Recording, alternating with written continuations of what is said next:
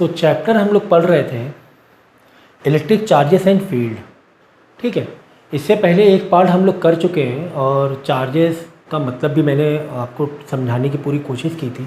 साथ में ये भी बताया था कि positively charge and negatively charge body का मतलब और किस तरीके से इलेक्ट्रॉन या चार्जेस ट्रांसफ़र हो रहे हैं और क्यों ट्रांसफ़र हो रहे हैं, ये भी मैंने बताया था। और इस जो पार्ट 1 से पहले भी मैंने आपको फिज़िक्स का एक इंट्रोडक्शन पूरा लेक्चर दिया था पूरे क्लास 12 की। तो मेरे हिसाब से पहले वो देखना सबसे ज़्यादा ज़रूरी है कि ओवरऑल जो भी हमारी जर्नी चलेगी पूरे साल, उसमें आपको फिर इंटरेस्ट भी आएगा, मज़ा भी आएगी, दोनों ही चीज़ें हैं। जब इंटरेस्ट रहेगा, पढ़ने में मज़ा आएगी तो आप अच्छा पढ़ोगे।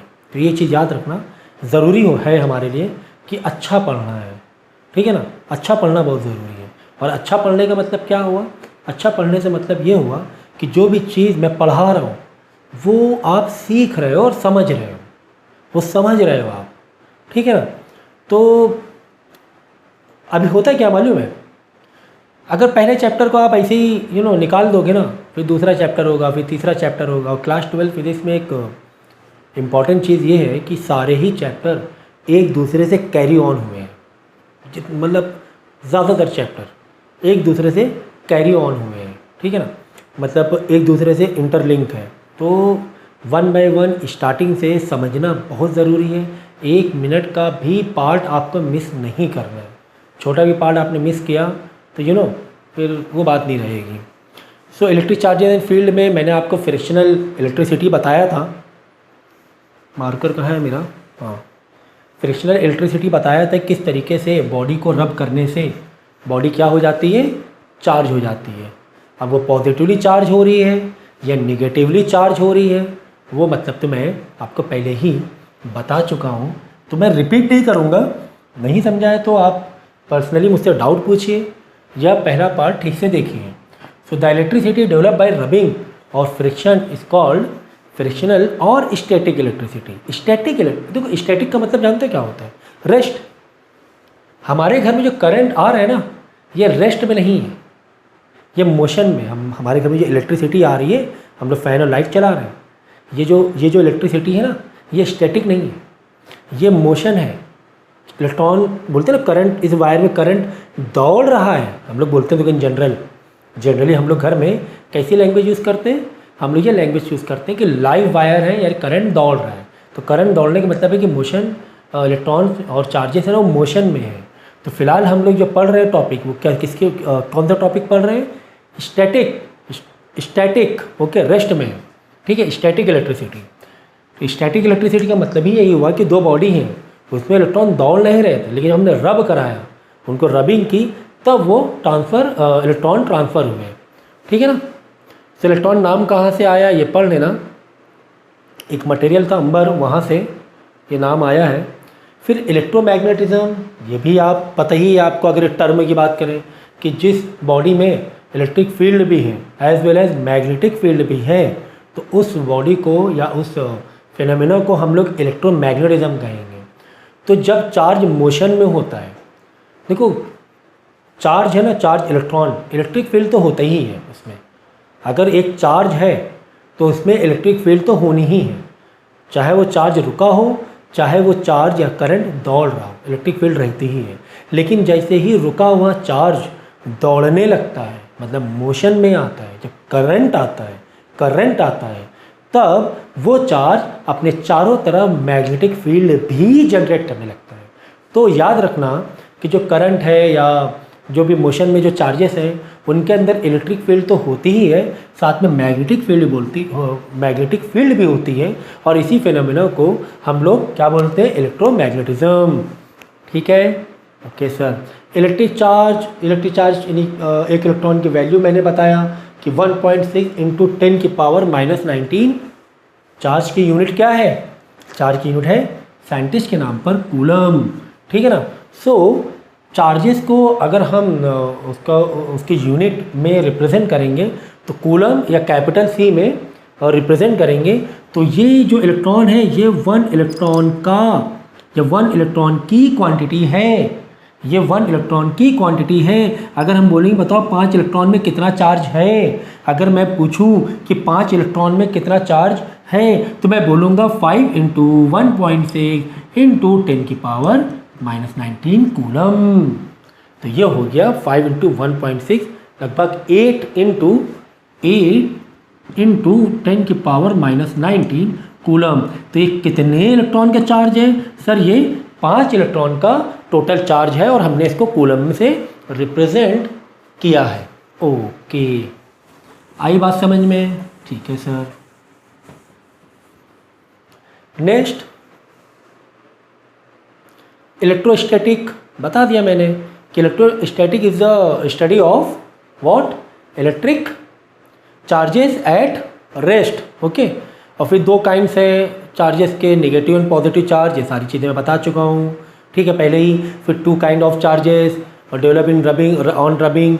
रबिंग से 2 टाइप के बॉडी चार्ज हो सकती है, या तो निगेटिवली चार्ज हो सकती है या पॉजिटिवली चार्ज हो सकती है। डिटेल्स में मैंने ये टॉपिक्स को समझाया हुआ है। फिर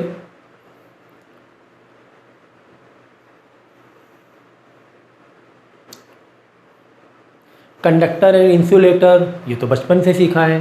कंडक्टर वो मटेरियल होता है जिसमें इलेक्ट्रॉन्स फ्रीली मूव कर सकते हैं इजीली, ठीक है ना। और इंसुलेटर वो मटेरियल होते हैं जहाँ पर इलेक्ट्रॉन्स फ्रीली मूव नहीं कर पाते हैं, ठीक है ना। तो कंडक्टर, अगर गुड कंडक्टर की बात करें तो मेटल्स में सिल्वर, देन कॉपर, है ना, ये सारे क्या है? गुड कंडक्टर है। मेटल्स में भी ह्यूमन बॉडी, हाँ, हम लोग बोलते हैं ना कि यार इसको करंट लग गया, हम लोग को करंट नहीं लग जाता, शॉक। ह्यूमन बॉडी इसका मतलब क्या है? कंडक्टर है। ग्रेफाइट ये सब कंडक्टर है। तो काफ़ी सारे मटेरियल्स हैं जिसमें मेटल तो मेन है। मेटल्स बहुत अच्छा कंडक्टर होता है इलेक्ट्रिसिटी का।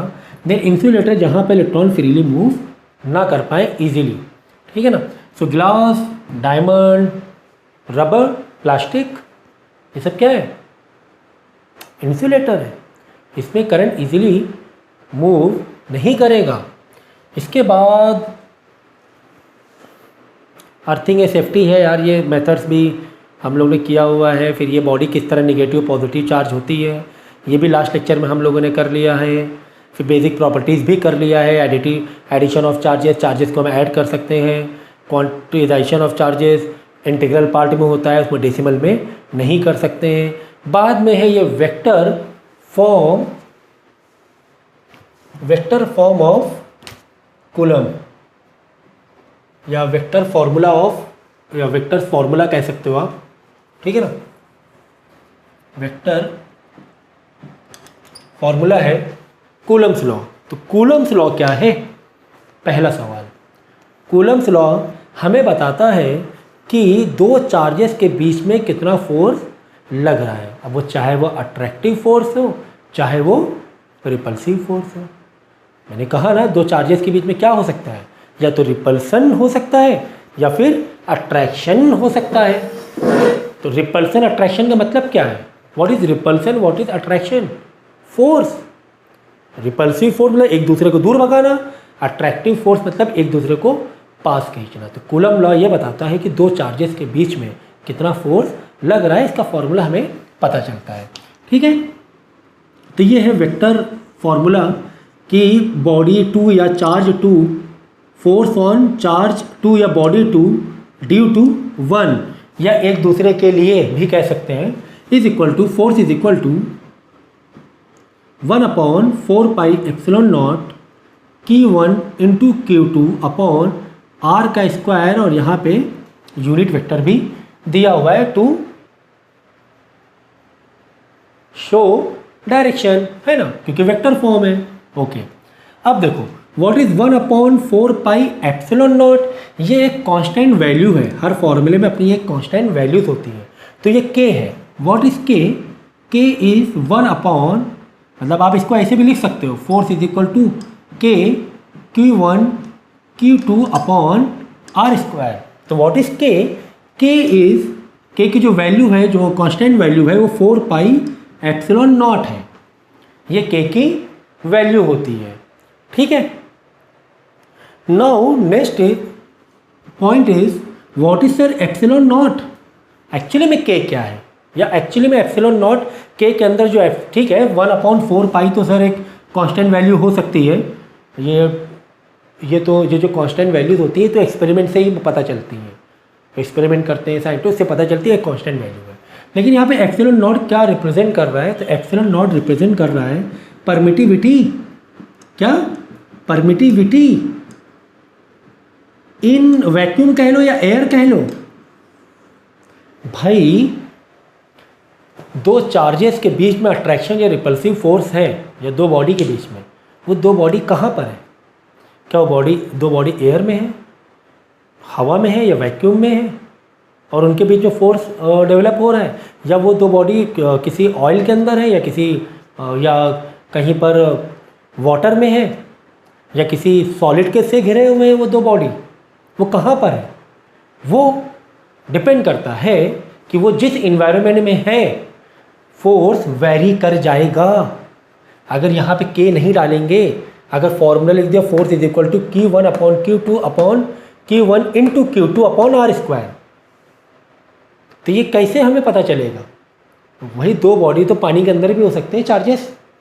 तो ये डिपेंड करता है परमिटिविटी कि कितनी परमिटिविटी है। तो मैक्सिमम हम परमिटिविटी एयर के लिए कह सकते हैं कि अगर एयर या वैक्यूम में है दो बॉडी, वहाँ पर आपका मैक्सिमम फोर्स डेवलप होता है। अगर कंपैरेटिवली वाटर के अंदर है या फिर कहीं और है, तो बाय डिफ़ॉल्ट एयर के अंदर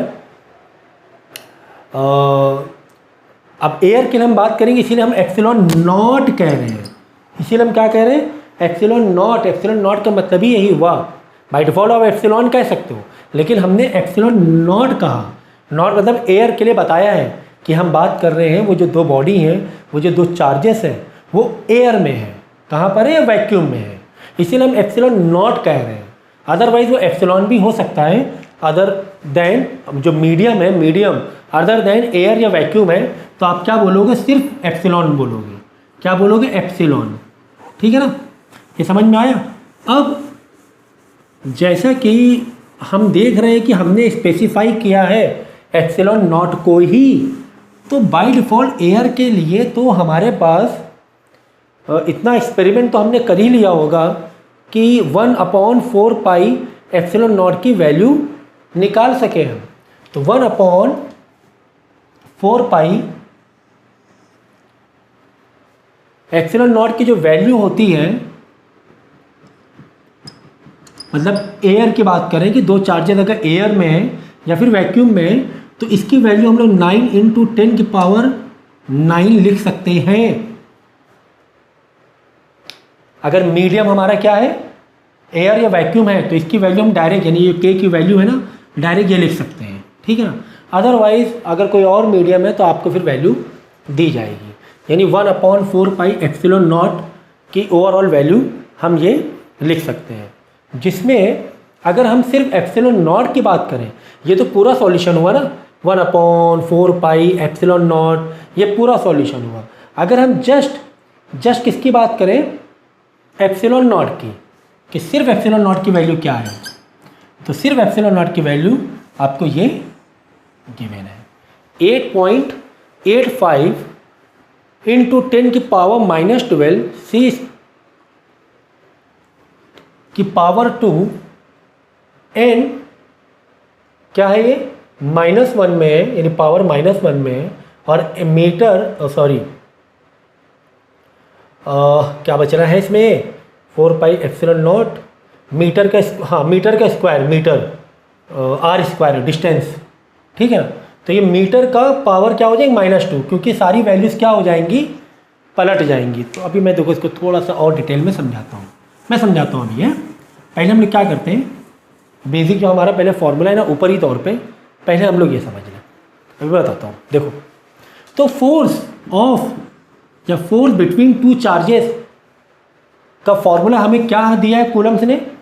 1/4 pi epsilon not into Q1 into Q2/R²। R, what is R, what is Q1, what is Q2? बोलो।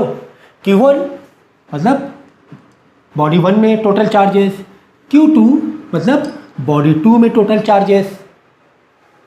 ठीक है ना? तो Q1 और Q2 क्या बताता है? Q1 और Q2 बताता है चार्जेस ऑफ बॉडी। कि बॉडी 1 में कितने चार्जेस हैं, बॉडी 2 में कितने चार्जेस हैं, कितने कूलम्स हैं, ठीक है। और आर स्क्वायर बताता है, यानी कि आर जो बताता है डिस्टेंस बिटवीन टू चार्जेस। क्या बताएगा R? Distance between two charges. तो इसका मतलब हमें यह समझ में आया कि अगर हम Q1 या Q2 में चार्जेस बढ़ा दें, अगर हम Q1 या Q2 में चार्जेस बढ़ा दें तो उनके बीच में फोर्स भी बढ़ जाएगा, चाहे वो रिपल्सिव हो चाहे वो अट्रैक्टिव हो। हाँ, ये फॉर्मूला कह रहा है, ये फॉर्मूला कह रहा है कि Q1 में आपने कर दिया 50 कूलम, Q2 में आपने कर दिया 100 कूलम, फिर और बढ़ा दिया, यहाँ पे कर दिया 200 कूलम, यहाँ पे कर दिया 500 कूलम। तो 200 इंटू 500 मल्टीप्लाई करोगे, फोर्स नहीं बढ़ेगा? हाँ, फोर्स बढ़ेगा। और फॉर्मूला आपको ये भी बता रहा है, फॉर्मूला आपको ये भी बता रहा है कि अगर दो चार्जेस के बीच में, अगर दो चार्जेस के बीच में डिस्टेंस बढ़ा दोगे तो फोर्स क्या हो जाएगा? फोर्स सर, डिस्टेंस बढ़ा दोगे तो फोर्स सर कम हो जाएगा। इनवर्स रिलेशन है। क्या फॉर्मूला लिखा? आर स्क्वायर है भाई, ये R2 नहीं, आर स्क्वायर, आर स्क्वायर बच्चों ने नोट्स बनाया। खैर, सो ये बता रहा है कि दो चार्जेस के बीच में अगर हम डिस्टेंस बढ़ा देंगे तो उनके बीच में लगने वाला फोर्स भी कम हो जाएगा, वो भी स्क्वायर में। इसका मतलब अगर आपने 2 मीटर डिस्टेंस बढ़ा दिया तो 4 टाइम्स फोर्स कम हो जाएगा। इसका मतलब आपने 3 मीटर डिस्टेंस बढ़ा दिया तो 9 टाइम्स फोर्स कम हो जाएगा। क्यों? क्योंकि इन्वर्सली स्क्वायर रिलेशन है, स्क्वायर में रिलेशन है इन्वर्सली। Is it clear? समझ में आया? फॉर्मूला समझ में आया? और ये क्या है भाई? ये तो मैंने आपको बताया, ये कांस्टेंट वैल्यूज़ है, किस इन्वायरमेंट में है, कहाँ पर है बॉडी, किस मीडियम में है, ये है, जिसकी वैल्यू मैंने बता दी। इस पूरे की वैल्यू कितनी होती है? ये होती है। अगर पूरे को सॉल्व करो ये आएगा, जिसमें जस्ट एप्सिलॉन नॉट की वैल्यू ये होती है, ठीक है। अगर आप के यानी कि 1/4 पाई एप्सिलॉन नॉट की यूनिट पे ध्यान दो तो यूनिट क्या आ रहा है? न्यूटन मीटर स्क्वायर कूलम के पावर -2 है। तो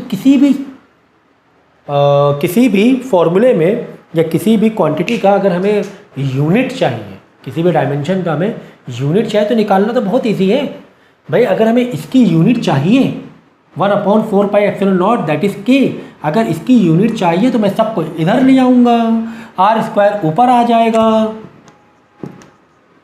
Q1 Q2 नीचे आ जाएगा, यहाँ बचेगा पूरा 1/4 पाई एप्सिलॉन नॉट। अब देखो यूनिट, फोर्स की यूनिट होती है न्यूटन, आर स्क्वायर यूनिट होगी metre square, Q1 into Q2 upon में C का स्क्वायर, कूलम का स्क्वायर, और कूलम का स्क्वायर जब ऊपर जाएगा तो -2 हो जाएगा। ये क्या छोटी छोटी बातें क्लास 12 वाले बच्चों को समझाने की ज़रूरत है?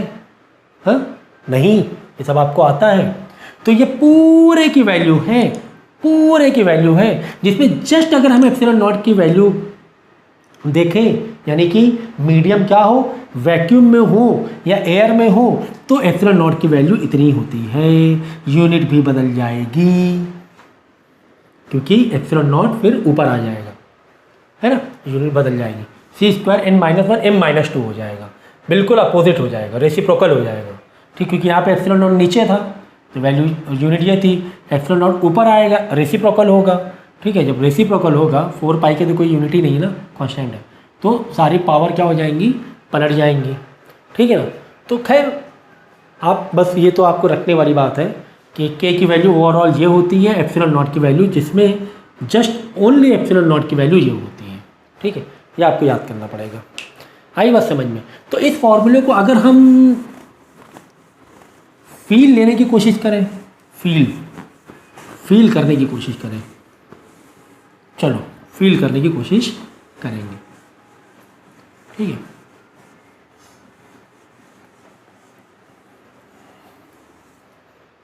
फील करने की कोशिश ये करेंगे, अगर हम लोग मान लें कि दो चार्जेस हमारे पास है, और ईच चार्ज की क्वांटिटी 1 कूलम है। देखो Q1 एक चार्ज है, Q2 एक चार्ज है, एक बॉडी है, दोनों में चार्जेस कितना है 1 कूलम है। मतलब Q1 के पास भी 1 कूलम है और Q2 के पास भी 1 कूलम है, ठीक है ना। मतलब 1 कूलम ये Q1 है, यहाँ पर भी 1 कूलम ये Q2 है, और इनके बीच में डिस्टेंस है वो 1 मीटर है। ओके, तो बताओ इसमें इन दोनों चार्जेस के बीच में कितना फोर्स लग रहा है। अगर हम 1 1 1 ले लें तो थोड़ी फील आ जाएगा ना कि दो बॉडी है, 1 मीटर की दूरी में है, पहली बॉडी में भी 1 कूलम चार्ज है, दूसरी बॉडी में भी 1 कूलम चार्ज है।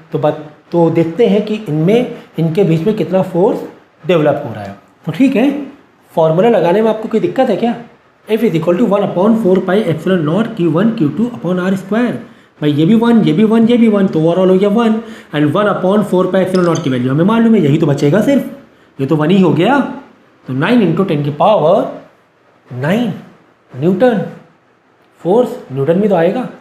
तो इसका मतलब हमें यह समझ में आया कि अगर एक एक कूलम के दो चार्जे हैं 1 1 कूलम के और उनके बीच में डिस्टेंस 1 मीटर है, तो इतना फोर्स डेवलप हो जाएगा, ठीक है, इतना फोर्स डेवलप हो जाएगा। इसका मतलब अगर मैं 1 मीटर की दूरी में 2 कूलम चार्ज रख दूं तो फोर्स कितना डेवलप हो जाएगा। तो 2 × 2 4, यानी 4 × 9 × 10⁹ मतलब अगर मैं चार्जेस 2 कूलम बढ़ा दूं, 2 कूलम इधर भी एंड 2 कूलम उधर भी, तो 4 × 9 × 10⁹ यानी इतना फोर्स आपका बढ़ जाएगा। और अगर मैं इनके बीच में डिस्टेंस 3 मीटर कर दूं, 3 मीटर, तो r का स्क्वायर मतलब 3 मीटर का स्क्वायर 9/9 से 9 गया तो 4 × 10⁹ न्यूटन हो जाएगा। तो ये जस्ट मैंने आपको एक फील दिया है। अब ये मत सोचना कि एग्ज़ाम में कोई इतने हलवे क्वेश्चन आने वाले हैं, ऐसा नहीं है। तो मैंने जस्ट आपको समझाने की कोशिश की है कि कूलम लॉ का मतलब क्या होता है और किस तरीके से फोर्स आपस में कितने क्वांटिटी में लग रहा है, ठीक है। अब कुछ हमारे पास न्यूमेरिकल्स हैं जो कि इस लेक्चर में, यानी आज तो नहीं करेंगे हम लोग, ये हम लोग नेक्स्ट लेक्चर में करेंगे। शुरुआत में थोड़ा सा आप मतलब 2-4 दिन या हफ्ता 10 दिन आराम से जाओ, और जो 12th का जो एनवायरनमेंट है, जो आपकी स्टडीज़ है, जो बुक्स हैं, वो थोड़ा फील करो पहले कि हाँ क्या क्या है हमारे पास, ठीक है ना। तो फिर 8-10 दिन बाद थोड़े गुजरेंगे ना, फिर स्पीड हम लोग पकड़ेंगे, है ना। थोड़ा सा फ्रेंडली हो जाए, अपनी न्यू बुक से फ्रेंडली हो जाए, ठीक है। और एक और इम्पॉर्टेंट बात लास्ट में कि मैंने पहले भी आपको समझाया था कि मैंने पढ़ाया, ये जितना स्मूथली मैं पढ़ा रहा हूँ, इसका मतलब ये नहीं हुआ कि उतने स्मूथली आप सीख भी रहे हो, समझ भी रहे हो। इसीलिए पर्सनल ट्यूशन जो होते हैं, कहीं से भी आप पढ़ रहे हो, उनका यूटिलाइज़ करना बहुत ज़रूरी है, क्योंकि 1 वे कम्युनिकेशन से कभी भी अच्छी स्टडी नहीं होती है, 2 वे कम्युनिकेशन होना ज़रूरी है। तो जो भी मैंने पढ़ाया है, आप कोशिश करो पूरा समझने की, और जो पार्ट नहीं समझा है वो आप मुझसे पूछोगे, मेरे पास डाउट लेकर आओगे, चाहे वो न्यूमेरिकल बेस पर हो, चाहे वो कॉन्सेप्चुअल बेस पर हो, ठीक है। तो पर्सनल ट्यूशन से आपको पूरा फ़ायदा उठाना है उसका, ठीक है। अपनी पर्सनालिटी को डेवलप करना है।